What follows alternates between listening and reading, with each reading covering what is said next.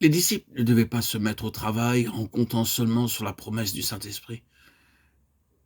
Il fallait qu'ils attendissent pour travailler, de pouvoir témoigner et prouver que Christ leur avait envoyé du ciel son esprit.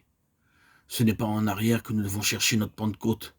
La Pentecôte des actes devait faire connaître à l'Église de Christ les privilèges attachés à la nouvelle économie.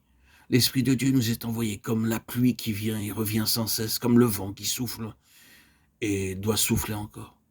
Attendre. Ce mot rend bien ce que doit être le disciple à l'égard de la promesse du Père.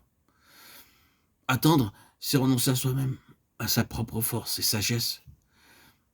C'est être prêt à tout abandonner pour obéir à l'Esprit. C'est compter avec joie et foi sur tout ce qu'est Christ, sur tout ce qu'il va faire. Attendez.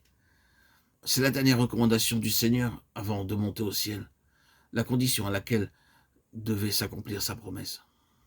Attendez, que ce soit là aussi la disposition habituelle du croyant qui sait que l'Esprit demeure déjà en lui, mais qui désire être puissamment fortifié par la vertu d'en haut. Attendez. Que ce soit là aussi l'attitude de l'Église lorsqu'elle demande que le Seigneur revienne et manifeste sa puissance dans le monde. Il leur recommanda d'attendre. Acte 1:4. Demeurez, attendez, jusqu'à ce que vous soyez revêtus de la puissance d'en haut. Luc 24:49.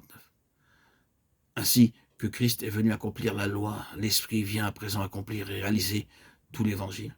Tout ce que Christ a fait ne nous servirait à rien si le Saint-Esprit ne venait pas nous l'assimiler. Frères, la promesse du Père est certaine, c'est de Jésus que vous la tenez. Et l'Esprit lui-même travaille déjà en vous. Sa présence en vous et sa direction sont votre partage, le partage de l'enfant de Dieu. Oh, souvenez-vous donc de la recommandation de notre Seigneur. Attendez-vous à Dieu, attendez-vous à l'Esprit, attendez-vous, dis-je, à l'Éternel. Heureux tous ceux qui s'attendent à lui. Notre Père, par ton Fils bien-aimé, nous venons d'entendre ta promesse. Le fleuve d'eau vive ne cesse de couler venant du trône de Dieu et de l'agneau. Ton esprit vient restaurer nos âmes altérées, car ce sont des choses que l'œil n'a point vues, que l'oreille n'a point entendues, et qui ne sont point montées au cœur de l'homme, des choses que Dieu a préparées pour ceux qui l'aiment. 1 Corinthiens 2:9. Nous venons d'entendre la recommandation d'attendre ta promesse. Nous te remercions de tout ce que tu en as déjà accompli pour nous. Mais notre âme aspire à la pleine possession, à la plénitude de la grâce de Christ. Notre Père, enseigne-nous à nous attendre à toi, veillant chaque jour au seuil de tes portes.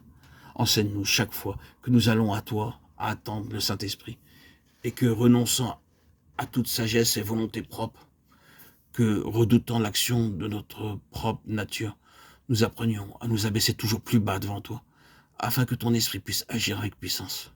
Oui, enseigne-nous qu'à mesure que nous t'abandonnerons davantage de jour en jour, la vie de notre moi, la vie sainte, qui a sa source en toi, grandira en force et en puissance en nous, et que nous pourrons alors t'adorer en esprit et en vérité. Amen.